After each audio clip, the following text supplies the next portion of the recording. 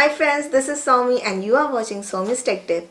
आज एक बहुत इंपॉर्टेंट टॉपिक पे मैं बात करने वाली हूँ। वो है कि फ्लैगशिप फ़ोन ऐसे सिचुएशन में लेना चाहिए, क्योंकि आप सबको पता है कि कोविड की वजह से सबका फाइनेंशियल जो सिचुएशन है, सबकी वाट लगी पड़ी है।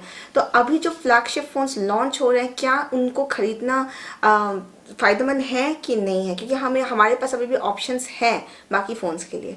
तो ये वीडियो आप स्टार्टिंग से लेके एंड तक ज़रूर देखिएगा, ताकि आपको एक क्लियर आइडिया मिल जाए कि जब आप परचेज़ करते हो फ़ोन तो आपको क्या क्या चीज़ें माइंड में रखनी चाहिए। पर आगे बढ़ने से पहले सब्सक्राइब करो please and hit the bell icon.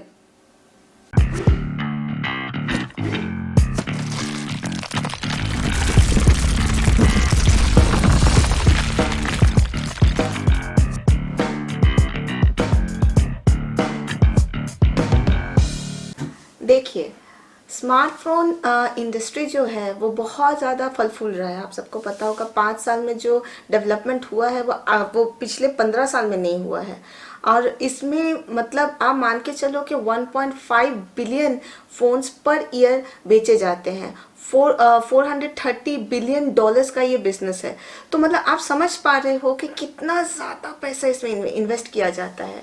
और सारे ब्रांड्स, जितनी भी कंपनीज हैं, उन लोगों का प्राइम कंसर्न ये रहता है कि कैसे चीज़ को बेचा जा सके। तो जैसे आप लोगों को पता होगा कि USA, China in smartphone and smartphones and iPhones, Android phones, ये सब जो भी है, इन सब में सबसे टॉप पे रहता है। लेकिन फिर बात अगर कुछ कुछ चीज़ों के बारे में हम लोग कंसर्न हो जाए, जैसे आईफोन जब इंडिया में आता है, आईफोन मार्केट 12% है, मतलब बहुत कम है। लेकिन जो भी है उसका ब्रांड वैल्यू इतना ज़्यादा चलता है कि लोग जब उसको लेते हैं तो ऐसा लगता है कि मतलब बिल्कुल लॉयल फैन हो जाते हैं उसके, मतलब वही चाहिए। उन्हें ये भी नहीं देखते कि उसके कंपैरिजन में एक फ्लैगशिप फ़ोन भी आ रहा है, वो भी नहीं देखते, अब ले लेते हैं। अब आपको ये पता होगा कि यूएसए में जो उसका दाम होता है, it is a national brand in USA, तो उसका दाम उनके लोगों के मुताबिक सही है। पर इंडिया में आता है तो 10 to 20% उसका प्राइस रेट बढ़ जाता है, जीएसटी लग जाता है उसके ऊपर। तो जब हम लोग उसको लेते हैं तो उसका प्राइस बहुत ज़्यादा रहता है, फिर भी काफ़ी अच्छी बिक्री होती है इंडिया में। साथ ही साथ अगर आप जानोगे, आईफोन 12 मिनी 70K का, आईफोन 12 75K का, मतलब आप उसमें एक बाइक खरीद सकते हो चाहो तो। इतना इतना ज़्यादा प्राइस है उसका। और फ्लैगशिप फ़ोन मैं क्या बताऊँ, फ्लैगशिप फ़ोन का अगर मैं बोलूँगी S20 अल्ट्रा, 1 लाख 1 लाख का तो मैं एक मैकबुक ले लूँ फिर। इतना इतना ज़्यादा प्राइस उसका रहता है। लेकिन हाँ, बहुत सारे फीचर्स रहते हैं, इसलिए लोग खरीदते भी है। इसलिए अभी ये मुद्दा मैं उठा रही हूँ ये बोलने के लिए कि जब अब बात इम्पॉर्टेंट चीज़ पे है कि फ्लैगशिप फ़ोन का फीचर और मिड रेंज फ़ोन का फीचर जब हम लोग कंपेयर करते हैं तो हमें क्या मिलता क्या है। तो मैं आपको बताना चाहूँगी कि फ्लैगशिप फ़ोन जो होते हैं बहुत हाइपिंग पे चलते हैं। मतलब जितना होगा नहीं ना, हाथी के दांत जैसा, जितना होगा नहीं उतना आपको बताया जाएगा। एक हवा फैल जाता है पूरे मार्केट में कि इसमें तो ये होगा, इसमें तो वो होगा, इसमें तो ये होगा, उसकी हर अच्छी चीज़ों को दिखाया जाता है। मिड रेंज फ़ोन को इतना इतना ज़्यादा हाइपिंग नहीं दी जाती, इतना एक्सपोजर नहीं मिलता है। आप ज़्यादा से ज़्यादा देखोगे उसको अमेजोन में, देखोगे फ्लिपकार्ट में, देखो टीवी पे बहुत कम दिखते हैं। तो हम क्या सोचते हैं कि नहीं, फ्लैगशिप फ़ोन तो अच्छा है, ब्रांड वैल्यू है, ये है वो है, फील आएगा, ये आएगा वो आएगा। लेकिन मैं आपको बताना चाहूँगी, आप सच में आप 1 मिनट के सोच के देखो, आपको एक फ्लैगशिप फ़ोन में चाहिए क्या? एक अच्छा चिपसेट, एक अच्छा बैक का उसका ठीक हो, बैटरी अच्छी हो, और क्या चाहिए आपको? आप खुद वो सोचो, कैमरा अच्छा हो, डिस्प्ले अच्छा हो। क्या वो चीज़ आपको एक मिड रेंज फ़ोन में नहीं मिलती है? मिलती है ना। ठीक है, चलिए मैं आपको एक एग्जाम्पल, एक बहुत अच्छा एग्जाम्पल देके देती हूँ। आप S20 अल्ट्रा लो, उसका दाम अभी घट के 1 लाख से घट के 83K पे आया है। और अभी भी अगर आप अमेजोन फ्लिपकार्ट खोलोगे तो S20 FE जो बहुत पॉपुलर हो रहा है 40K का है, उससे भी कम है, थोड़ा सा और कम है वो। दोनों को कंपेयर करोगे ना तो 19-20 का फर्क लगता है। ऐसा लगता है कि भाई अगर आप दोनों को ऑपरेट करोगे ना तो आपको लगेगा कि दोनों बिल्कुल एक जैसा ही है, ट्विंस है, ऐसा लगने लगेगा आपको। तो आप एक का इतना प्राइस रेंज ले रहे हो just because that's a flagship. और इसका क्यों नहीं ले रहे? मिड रेंज का फ़ोन है। मिड रेंज फ़ोन में बुराई क्या है? आप खुद सोच के देखो, एक ज़माना था, आज से 5-6 साल पहले की बात मैं आपको बता रही हूँ, हम लोग सैमसंग डुओस लेते थे। अब मुझे खुद हंसी आ रही है कि मेरे पास भी एक सैमसंग डुओस था, और S3, बीच में तो कुछ था ही नहीं, ऑप्शन ही नहीं था। तो क्या हुआ, S3 को कंपेयर करूँ अगर सैमसंग डुओस के साथ, हाँ ज़मीन आसमान का फ़र्क है, आई एग्री। लेकिन अब ऐसा नहीं है। मिड रेंज के इतने सारे ऑप्शंस हैं कि एक फ्लैगशिप फ़ोन से अगर मैं कंपेयर करूँ ना, तो ज़मीन आसमान का फ़र्क तो है ही नहीं, वो तो है ही नहीं। 19-20 का फ़र्क आपको दिखेगा। और जो फ्लैगशिप फ़ोन आज आप अपने हाथ में पकड़ रहे हो ना, जो 1 लाख दे के आप लिए हो, 1-2 साल बाद वैसा ही और उससे बहुत कम दाम में आपको मार्केट में मिल जाएगा।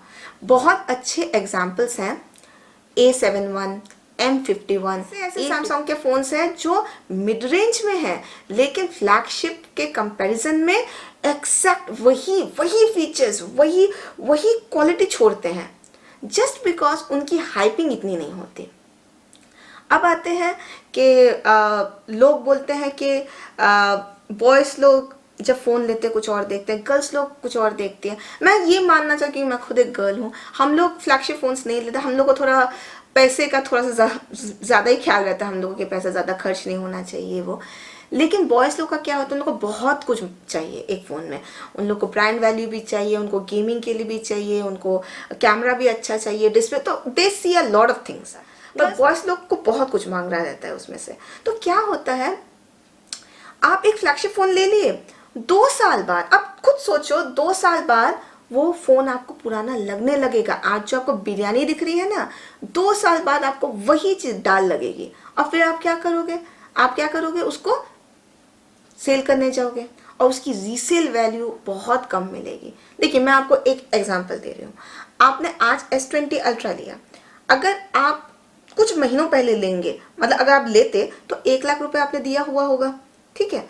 अब आपको ये 2 साल बाद आप बेचोगे, ठीक है। तो क्या हुआ, 2 साल बाद उसका जो एक्चुअल प्राइस होगा वो 1 लाख पे नहीं रहेगा। अभी अगर 83K पे है तो 70K पे होगा, हाँ ना, 70K भी नहीं बोल सकती मैं, 60K पे होगा वो।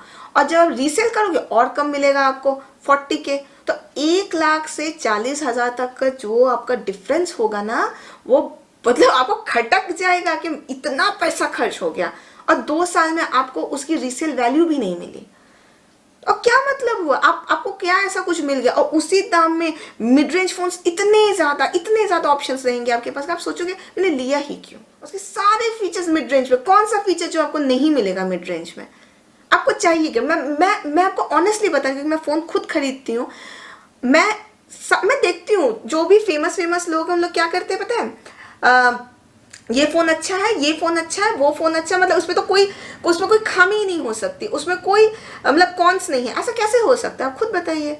एक फ़ोन में खामी कैसे नहीं हो सकती है। लैगिंग की प्रॉब्लम हर एंड्रॉयड फ़ोन में होता है, वो कितना भी अच्छा हो जाए। आजकल क्या ट्रेंड चल रहा है, ऑडियो जैक नहीं दे रहे हैं, तो ये तो ट्रेंड चल रहा है इन लोग का कि हाँ ऑडियो जैक नहीं देंगे ताकि आप क्या ले, ईयरपॉड्स ले। बैटरी रिप्लेसेबल भी नहीं होती है ना, हमें एक नया फ़ोन खरीदना पड़ता है। तो कुछ कॉन्स होते हैं फ़ोन में। इन सब चीज़ों के बारे में लोग डिस्कस क्यों नहीं करते, क्योंकि उनको तो ब्रांड दिया है तो अच्छा तो बोलना पड़ेगा। अब मैं तो अपने पैसे से ले रही हूँ, मैं कोशिश करती हूँ कि जो चीज़ ऑनेस्ट है, खराब है तो खराब है भाई, है तो है, मैं क्या कर सकती हूँ इसमें। मुझे जो चीज़ अच्छी नहीं लग रही है मैं क्लियरली बताऊंगी, मुझे ये पसंद नहीं है इस फ़ोन में। जस्ट बिकॉज वो एक फ्लैगशिप फ़ोन है तो मैं उसकी अच्छाई करूँ, और जस्ट बिकॉज वो मिड रेंज फ़ोन है मैं उसकी खामियां निकालूँ, ये चीज़ मुझे लगता है बहुत अनफेयर है ये चीज़ करना। तो अब आते हैं हम लोग, एक जो फिनोमेनन चल रहा है जो बिल्कुल ट्रेंडिंग में आ ही जाएगा 2021 में, तो आप देखोगे ही इसको। चार्जर नहीं देना है, ऑडियो जैक नहीं देना है। क्यों? ताकि ब्रांड्स को ज़्यादा प्रॉफिट मिले, वो अपने बाकी जो उसके कंपोनेंट्स है वो बेच पाए सेपरेटली। फ़ायदा किसका हो रहा है, उनका हो रहा है, हमारा थोड़ी हो रहा है। सोच के देखिए तो इस चीज़ को क्या रहे हैं। अब कुछ ब्रांड्स ऐसे होते हैं जो हर महीने नया अपना फ़ोन निकालते रहते हैं, कस्टमर्स को पूरा कंफ्यूज करके रखते हैं, क्योंकि हर एक फ़ोन में जो डिफरेंस होता है ना 19-20 का होता है। मतलब आपको इतना वैरायटी अगर दिया जाए तो आप चूज कैसे करोगे। एक टाइम स्पैन पे बहुत सारे फोन्स आ जाए तो आप सोचोगे कि मैं ये लूं कि ये लूं कि ये लूं। बाजार में ब्रांड्स जो होते हैं, कुछ कुछ ब्रांड्स बोल रहे हैं, सब ब्रांड्स नहीं, बाहर ले आते हैं। तो हम क्या कहते हैं, हम बह जाते हैं, हमें क्या करना है, जो अच्छा लगे उठा लिया, फिर दूसरा फ्रेंड उसी उसी कंपनी का एक और फोन ले लिया, उसने बोला ये है, उसने बोला ये, तो बोले तो फर्क क्या रह गया। हम फोन जब लेते हैं तो हम लोग डिस्टिंक्ट फीचर्स देखते हैं कि क्या अलग क्या है इस फोन में, तब तो आप जाके लेते हो ना उस चीज को।